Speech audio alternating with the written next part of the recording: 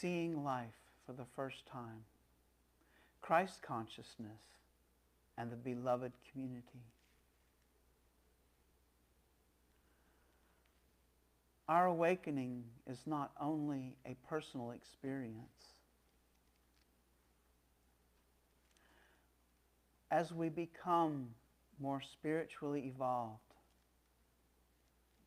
we naturally begin to express ourselves through compassion, service,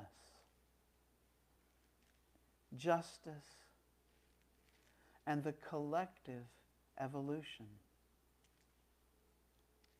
I'd like to share a couple of verses of Scripture to act as the base that we can spring forward to into this idea of Christ consciousness and the beloved community.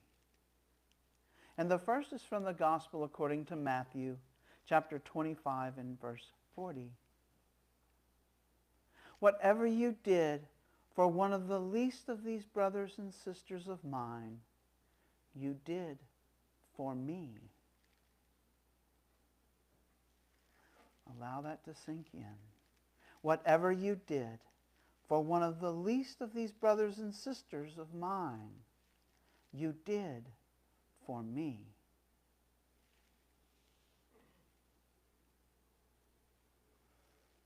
And the other verse is from the Gospel according to Thomas, saying number 25,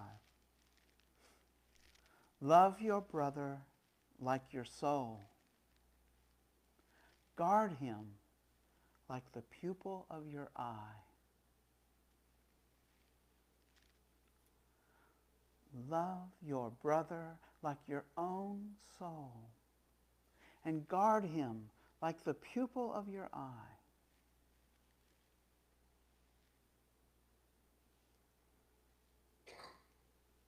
And now that we've shared those Bible verses, I'd like to share a joke. So prepare yourself and get the laugh track ready, Patty, just in case. Okay. So the minister prayed, Lord, give me patience.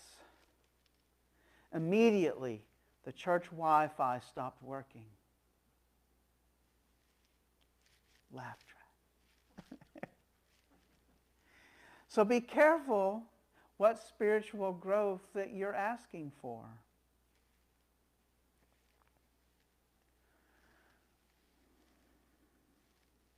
At a time like that, when the Wi-Fi stops working, obviously, as a lesson in patience, or the joke wouldn't be funny,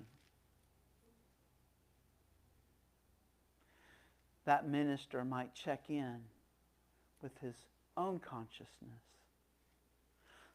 Right now, in this moment, when that Wi-Fi goes out, where am I? Am I above the line? Probably not. Am I below the line? In anxiety? Potentially fear? Maybe even anger? Why has this got to happen right now? And that same minister might want to pull out the quantum living process and do a worksheet on it to discover what hidden belief, what feeling from the past might have triggered that response that was below the line. So that experience, that neural pathway can be rewritten in a more positive light that would help to have an above-the-line experience the next time the Wi-Fi goes out. I'd like to tell you now a story, something that happened to me. It happened the first time that I came to this church. And I've got to give you a little bit of context first. I had been practically a recluse for over a year. I had let my hair grow to the point where in the back it hung down this far. And in the front my beard was down this far. And it was not a pretty sight, I have to say. It was very unkept hair. It was just there. I had begun to feel like a Steppenwolf. If you've ever read that book by Herman Hesse, I don't recommend it. It's been known to turn people into a Steppenwolf. An outsider, a pariah, someone who is not a part of society. I would walk through the grocery store with my head down, not wanting to see the unkindness. So you see what I was doing to my experience, right? I was already expecting to see it, and so it was there. And when I first came here, I had read about unity, and I really wanted the teachings. I was so excited about it because I had read Lessons in Truth. And so I made the 45-minute journey here. And I parked in the parking lot, and I sat there. And I didn't come in, and I left, and I went to Hardee's over there, and I sat there, and I journaled, and then I went home. And I did that twice and went home without walking through the door. And then I walked in the door. And the feeling that I had when I walked in the door was one of no other way to describe it than community. I felt accepted. I didn't feel like I was apart, like I was an other. I was welcomed here. That is the beloved community. It lured me in and then kept me here. I was hooked. I became a regular here at Unity of Huntsville. I couldn't miss a Sunday school. I couldn't miss a Wednesday class. I had to be here. I felt like I belonged.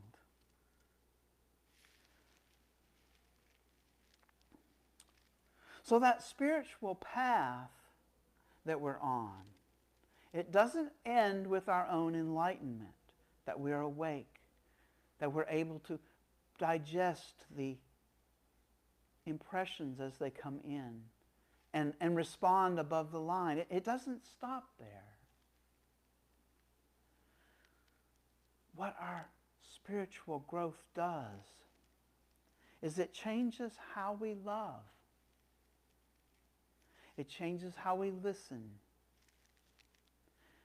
how we forgive. It changes how we build community. That acceptance that I felt didn't come from someone who was pushing me to the side. They saw what I looked like and yet accepted me anyway. Now you might be wondering, since we kind of know what beloved community is now, well, what is this Christ consciousness? In this context, Christ is not a historical person. I know, I've read Bart Ehrman, who taught the New Testament at a university in North Carolina. And many people in his classes really thought that Christ was Jesus' last name, that he was the son of Mary and Joseph Christ. But we're not talking about the person, Jesus, who is the son of Joseph. Christ is a universal divine pattern. And we see that pattern inside ourselves. It's our potential of who we are when we are realizing our full human potential. That Christ is in us and in everyone. Jesus, the person, fully realized and fully expressed the Christ that was in him.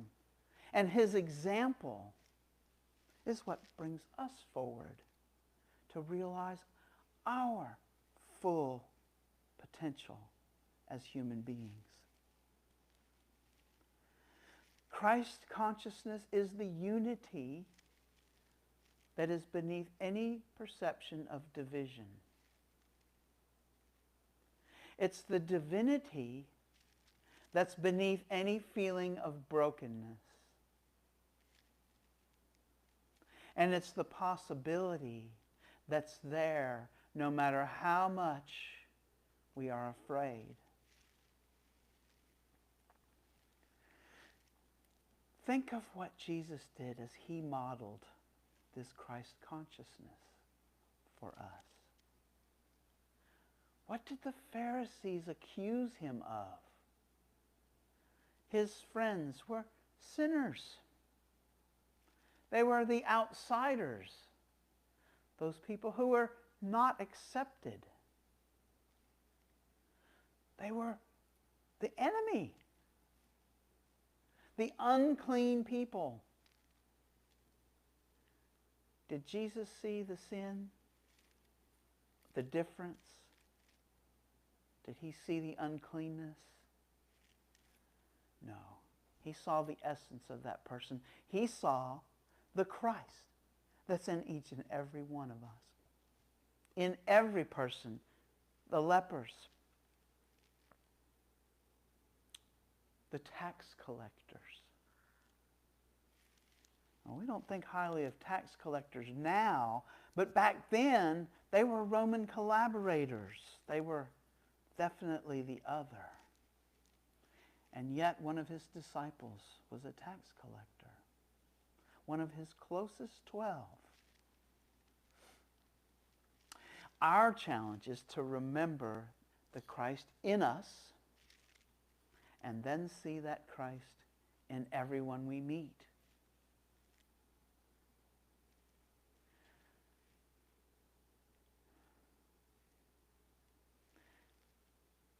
In the model that is integral spirituality, humanity is always evolving. Not just the people, the collective humanity is evolving psychologically and spiritually. And our history is not just random chaos. We can look back and we can see this evolution taking place. I'm going to begin a series of 3 classes on Wednesdays, starting the second Wednesday in July. And it's called The Mystery of the Seashell. And we'll talk a little about this model and how it explains this evolution that I'm talking about here. I hope you'll go. I hope you'll come here and visit it, but I think I'm going to offer it on Zoom for those of you who don't really want to travel on a Wednesday night.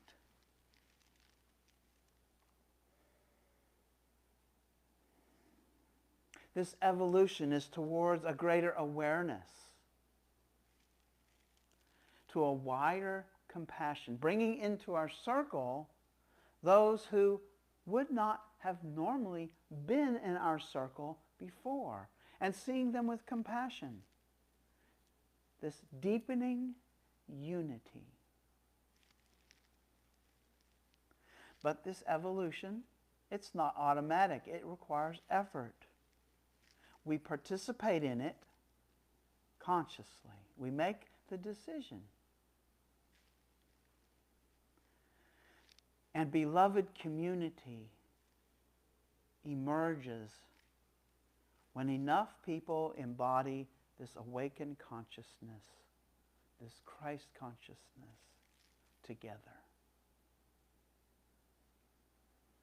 It naturally emerges out of this growth, this evolution of the Christ consciousness being more and more active as our separate self, which is below the line,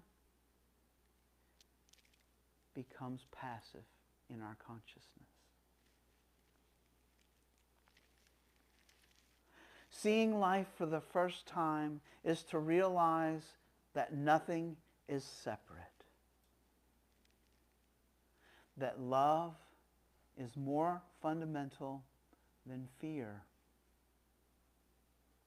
And that our consciousness really does matter. Spirit, this Christ consciousness, is present right here, right now, and always present.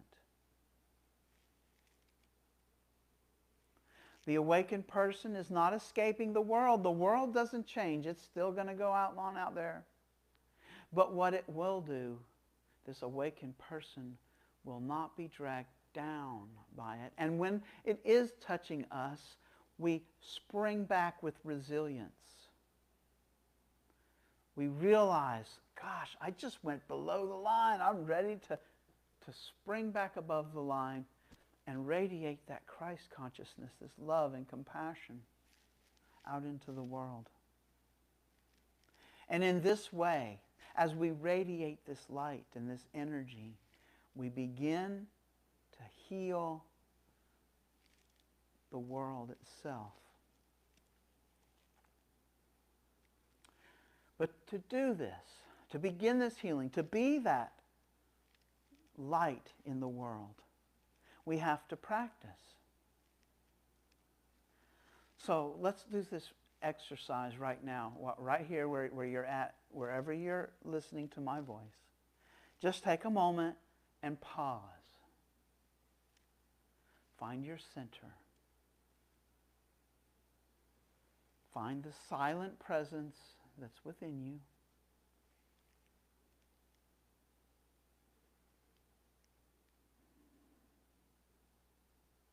Think about this. Allow this question to roll around in your consciousness. If Christ consciousness looked through your eyes this week, what would it do?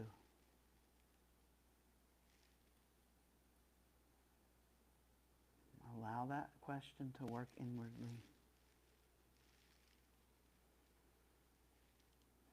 As you leave here and begin your walk through the week, if Christ consciousness looked through your eyes, what would it do? If your eyes were seeing in the same way that Jesus saw those around him, how would you respond?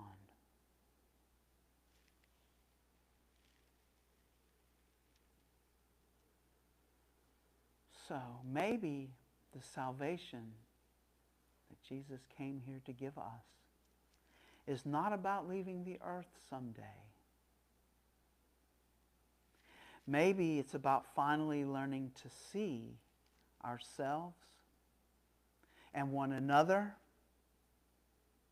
and this entire living universe through the eyes of Spirit. Seeing life for the first time. Christ consciousness and the beloved community.